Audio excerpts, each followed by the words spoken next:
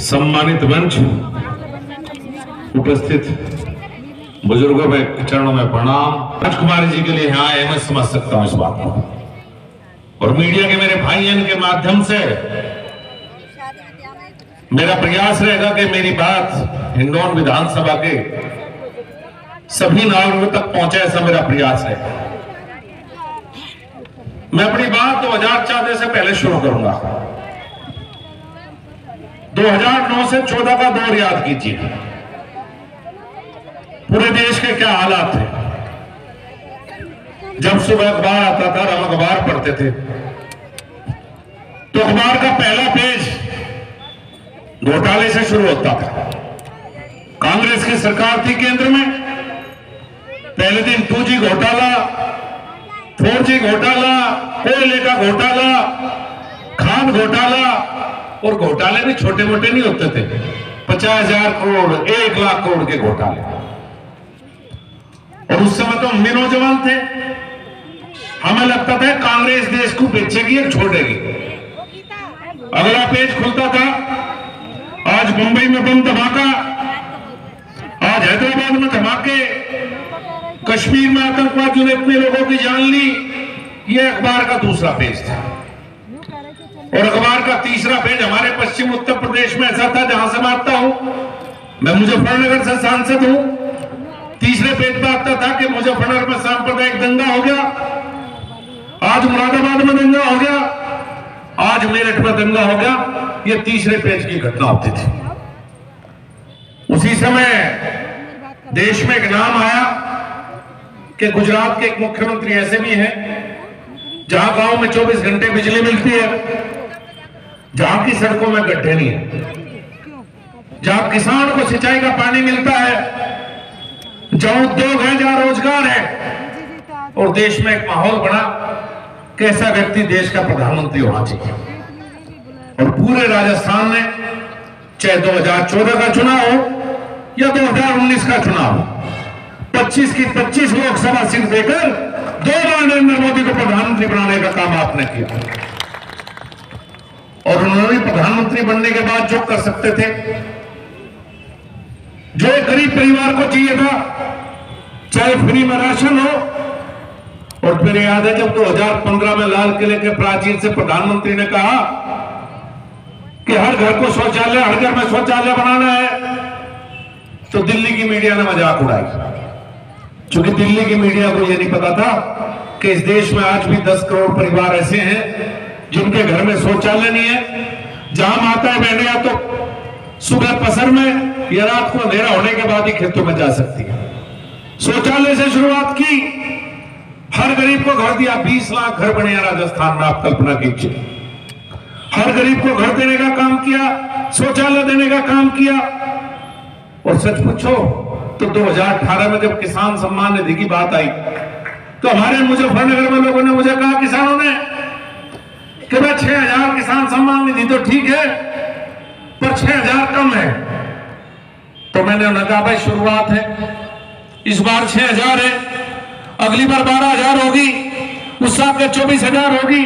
और मुझे खुशी है कि भारतीय जनता पार्टी ने राजस्थान में घोषित किया है कि सरकार बनने के बाद किसान सम्मान निधि 6 की जगह 12,000 रुपए के राजस्थान के किसान को मिलेगा। मैं तो किसान परिवार से हूं, एक आम किसान परिवार से, बिल्कुल ना कोई राजनीतिक पृष्ठभूमि। मेरे समाज ने, गुर्जर समाज ने जो आज पगड़ी बांधी है, मैं तो बिल्कुल आपके बीच में से निकल का है। बिल्कुल, ये भारतीय जनता पार्टी में हो तो सांसद भी बन गया, किसी और पार्टी में होता तो नहीं बन गया होता। क्योंकि बेटा, बेटे के बाद उसका बेटा, उसके बाद उसका बेटा, परिवारवादी पार्टी है, परिवारवाद चलता रहता है। मैं राजस्थान में 2 साल से लगातार आता, नागौर लोकसभा, 200 लोकसभा का प्रभारी हूं 2 साल से। और लगातार 2 साल से जब युवाओं के बीच में जाता हूं, सबसे बड़ा दुख होता है कि राजस्थान का पेपर लीक घोटाला 19 बार पेपर लीक हो चुका है।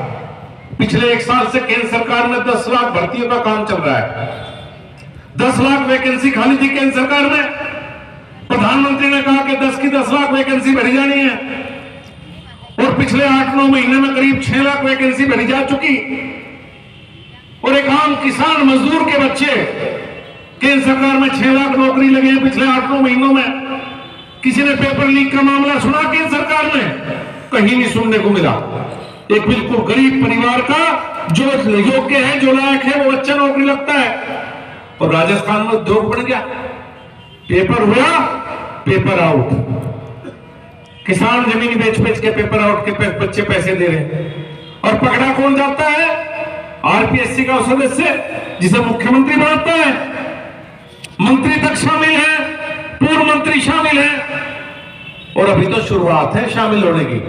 जिस दिन प्रदेश में भारतीय जनता पार्टी की सरकार आओगी, ये राजस्थान की जेल भर जाएंगे पेपर लीक घोटाले वालों से। ये जो गरीब के पैसे हैं, ये जो एक बच्चे के जब वो पेपर देने जाता है, पेपर लीक होता है, तो कल्पना करो कि कितना दुख उसे पहुंचता होगा। सबसे महत्वाकांक्षी योजना प्रधानमंत्री की जल जीवन मिशन। पूरे देश में आजादी के 75 साल बाद प्रधानमंत्री ने सोचा कि हर घर में टंकी से पानी पहुंचे। चूंकि राजस्थान की गांव की माताएं बहनें, हरियाणा की हमारी माताएं बहनें, हम तो गांव से आते हैं, हमने तो अपनी मां को, अपनी दादी को सिर पर घड़ा लेकर पानी लाते हुए देखा है। लेकिन शायद कांग्रेस के नेताओं ने नहीं देखा। उन्हीं के लिए प्रधानमंत्री ने कहा कि हर घर को जल मिलेगा। 38,000 करोड़ रुपए राजस्थान को दिए गए, 38,000 करोड़।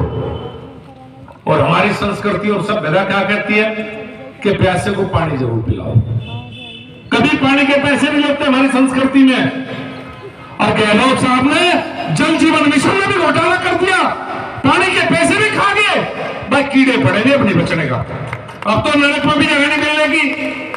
पानी के पैसे खाने के बाद कहीं नरक में जगह नहीं मिल सकती। और मैं बहुत शोर सुन रहा ईआरसीपी का। राजस्थान को क्या चाहिए? राजस्थान के किसान को क्या चाहिए? राजस्थान के किसान को चाहिए पानी। राजस्थान की जनता को क्या चाहिए? पानी। और भाई कहां सा होगा ये पानी, ये बताओ। ईआरसीपी का झगड़ा चल रहा है। गहलोत साहब कहते हैं कि नेशनल प्रोजेक्ट बना दो। ये झगड़ा जब भी सुलझेगा जब प्रदेश में और केंद्र में दोनों एक ही पार्टी की सरकार हो। ऊपर मोदी जी और नीचे भारतीय जनता पार्टी की सरकार। मुख्यमंत्री जाएगा प्रधानमंत्री के पास, बैठ के बात करेगा।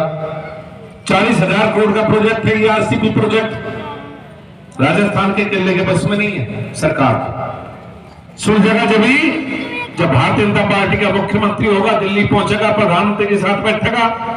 नेशनल प्रोजेक्ट बनो, स्टेट प्रोजेक्ट बनो, कुछ भी बनो, पर एक दिन में बन जाएगा और ईआरसीपी का पानी अब 25% राजस्थान में आ जाएगा। लेकिन ये होगा जब प्रदेश में सरकार भारतीय जनता पार्टी की होगी। भाई घोषणा पत्र पढ़ा मैंने भी, कई दिन से राजस्थान में हूं कांग्रेस का। वैसे तो घोषणा पत्र के कोई मायने है नहीं, चूंकि 2018 में कहा था कि किसान का कर्ज माफ होगा। पता लगा 19,000 किसानों की जमीन नीलाम होगी राजस्थान में।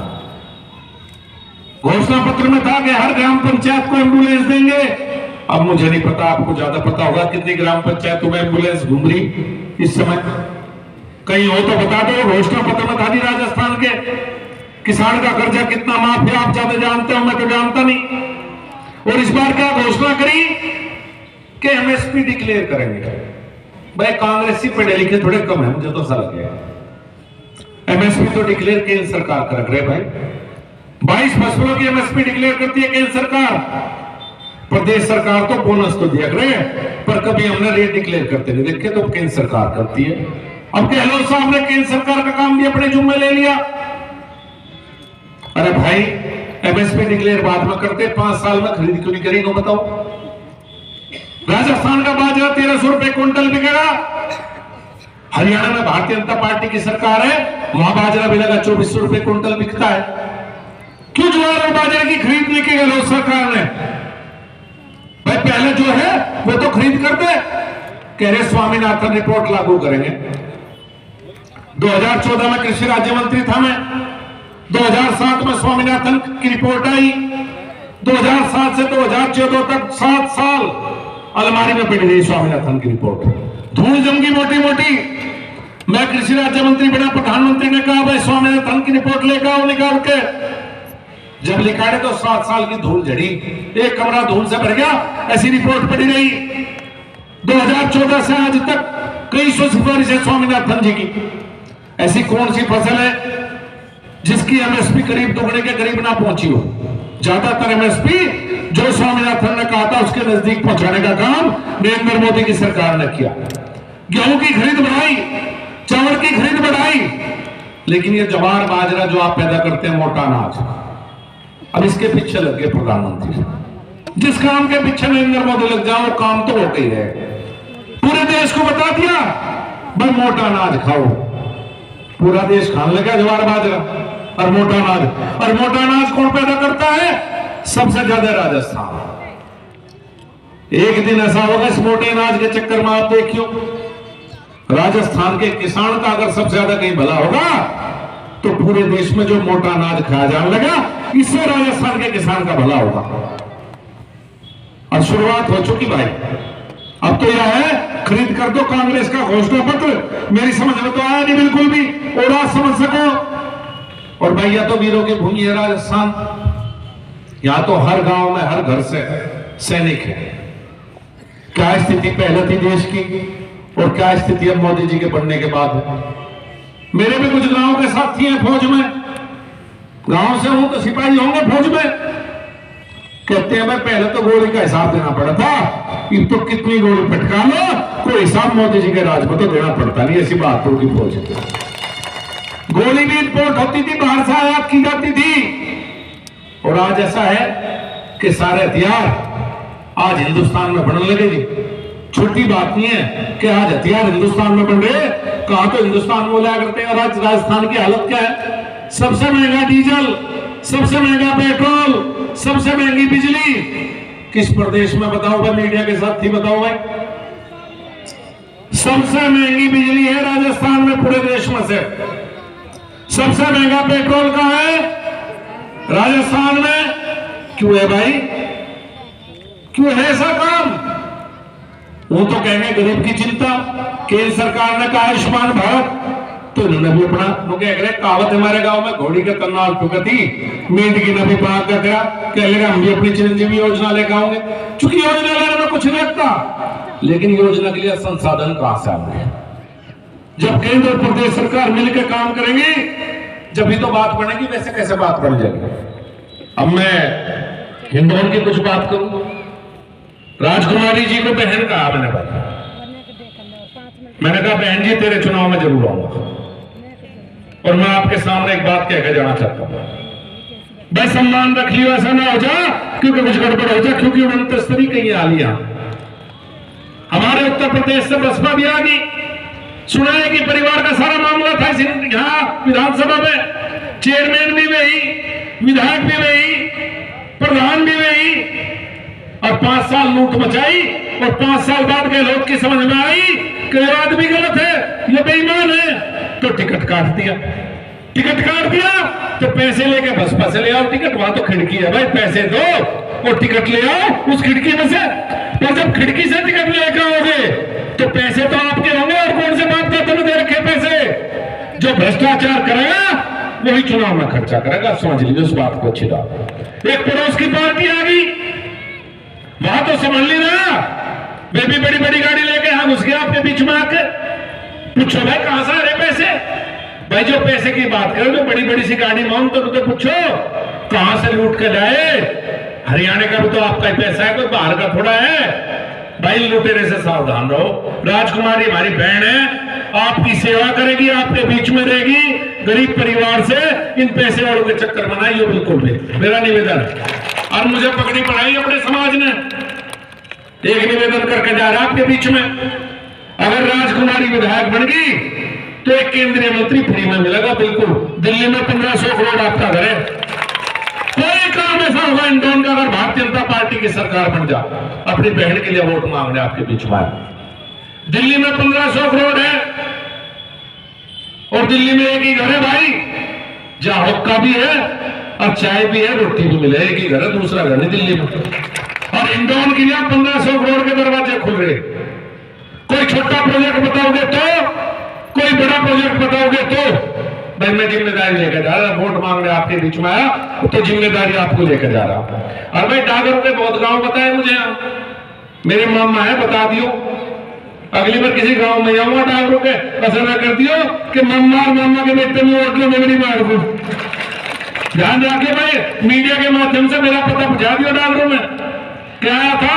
वैसे तो मैं बेंजीव करता हूं, उनके किसी गांव में प्रोग्राम रखना था, जो चुनाव जिता दोगे तो जो सबसे बड़ा गांव होगा डागरों का वहीं आऊंगा बेंजी को लेके, और जो काम मेरे जुम्मे इसके जुम्मे नहीं जी बिल्कुल भी। पर मैं सम्मान रख लियो, ऐसा ना हो जा कि दूर तक बात जब गया था इंदौर में वोट मांगकर कुछ नहीं मिला, ऐसा ना कर दियो बिल्कुल भी।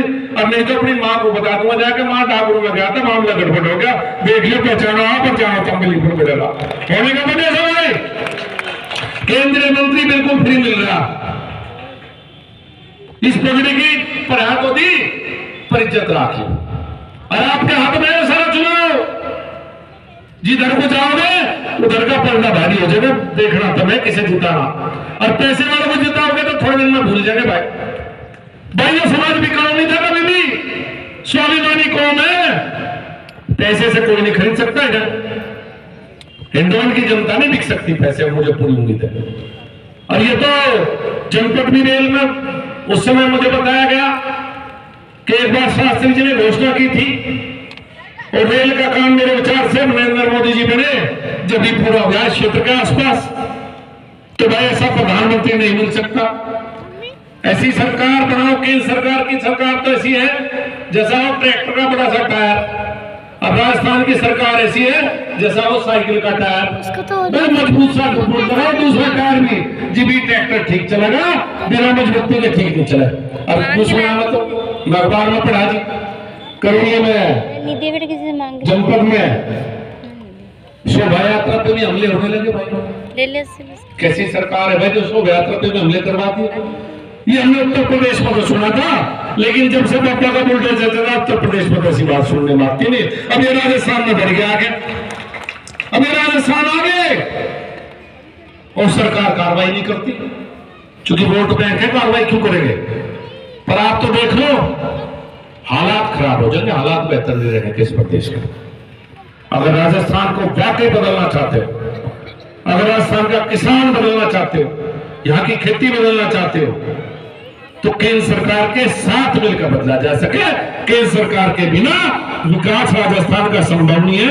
बहुत लंबा समय हो गया बोलते हुए, और मुझे उम्मीद है 2 समाज ने पकड़ी पढ़ाई, 3 समाज मैं 3 उस पकड़ी की लाज रखेंगे और मेरी बहन को विधायक बना के भेजेंगे। और विधायक बोलते ही 1 महीने के अंदर अंदर दोबारा आऊंगा हिंडौन विधानसभा में, और जो हिंडौन विधानसभा के काम है उन सबकी जिम्मेदारी आपके बीच से मैं लेके जा रहा हूं। बहुत बहुत धन्यवाद, बहुत बहुत अभिनंदन, बहुत बहुत धन्यवाद डॉक्टर बालियान जी।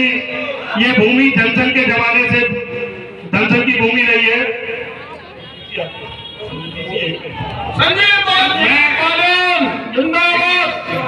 मैं सभी जन मैं विधायक महोदय हमारी प्रत्याशी महोदय से अनुरोध करूंगा